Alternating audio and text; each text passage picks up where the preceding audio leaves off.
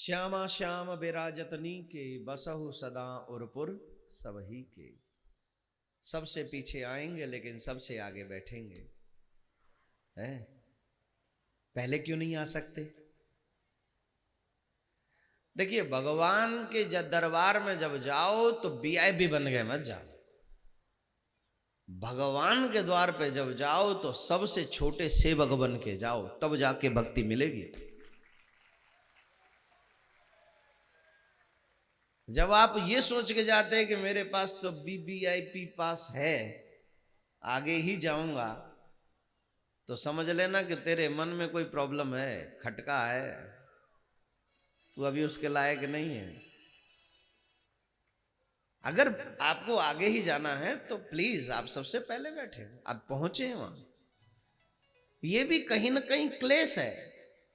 ये जो कार्यकर्ता आपकी सेवा करते हैं ना, ये नौकरी नहीं लेते, किसी की तनख्वाह नहीं लेते हैं, ये स्वयं सेवक है, स्वयं सेवा करते हैं। आप बैठ सके आराम से, आपको कोई तकलीफ ना हो, आप भगवान की कथा मन से सुने, इसलिए ये व्यवस्था करते हैं आपकी।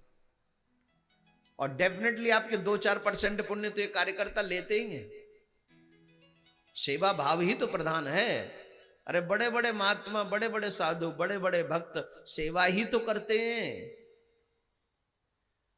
कितने लोग हैं जिन्होंने सेवा से भगवान को पा लिया है। सेवा ही परमो धर्म, सेवा परम धर्म है। चाहे वो भगवान की जाए, चाहे वो अपने बुजुर्गों की, चाहे आने वाले अतिथि की, चाहे वो आप किसी की भी सेवा करें, सेवा कभी निष्फल नहीं होती, सेवा फलदायक ही होती है।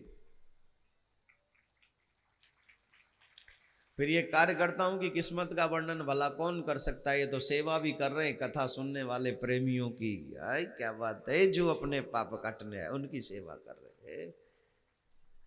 इनकी जवानी धन्य है, इनका कर्म धर्म जो भी है वो धन्य है, इनके वचन, इनका प्रेम धन्य है। और मैं तो कहूँगा भैया, ये तो हमसे भी ज़्यादा किस्मत वाले निकले जो इतने लोगों की सेवा ये लोग करते हैं। वाकई काबिले तारीफ है। और आप सबसे एक प्रार्थना करके कथा प्रारंभ करूं कि जो ये कहा करें वो आप किया करिए प्लीज। ये आप सबकी जिम्मेदारी है। जो भी कार्यकर्ता कहें वो आप करें, और ऐसे ही आनंद की रस की वर्षा होती रहे, हमें और आपको ठाकुर की कृपा मिलती रहे। बहुत से लोग कहते हैं चलेंगे कथा में, हमारे पास समय बहुत है। कथा में चल पड़ेंगे, समय बहुत है। चलेंगे कथा में, समय बहुत है। अधिकांश देवियों को अपने पति से कहते हुए सुना होगा आपने, भजन किया करो, ये किया करो, कथा सुना करो। तो पता है क्या कहते हैं? अरे ये मेरा काम कंप्लीट हो जाए ना, तो उसके बाद भजन ही तो करना है। फिर देवी वो काम कंप्लीट होने पर कहती है,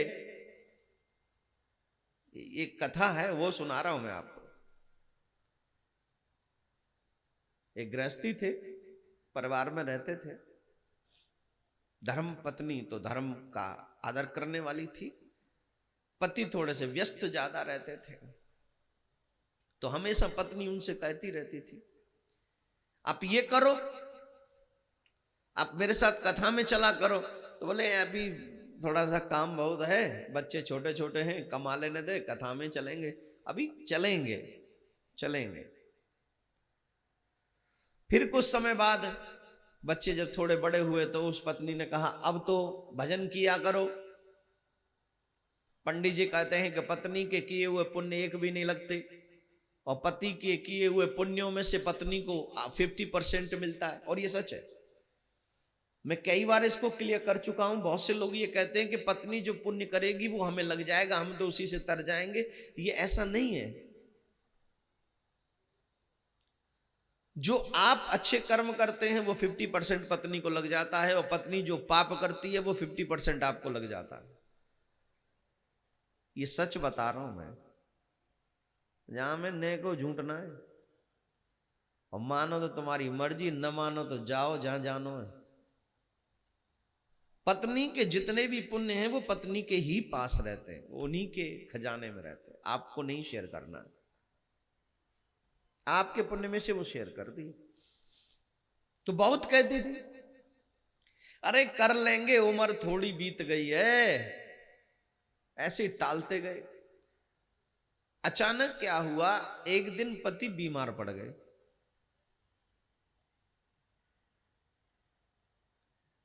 ध्यान से सुन रहे हो, यही है ध्यान। हुआ क्या, अचानक से पति बीमार पड़ गए। वैद्य को बुलाया, डॉक्टर साहब आए, डॉक्टर साहब ने आकर चेक किया, नाड़ी वाड़ी पकड़ी उन्होंने, नाड़ी वाड़ी पकड़ के समझ गए उन्होंने, उस इस तरीके से उनको दवा पकड़ा दी, लो दिन में 3 टाइम लेनी है। ठीक है, अब 3 टाइम, सुबह दोपहर शाम, सुबह दोपहर शाम, समझा दिया, समझ गए।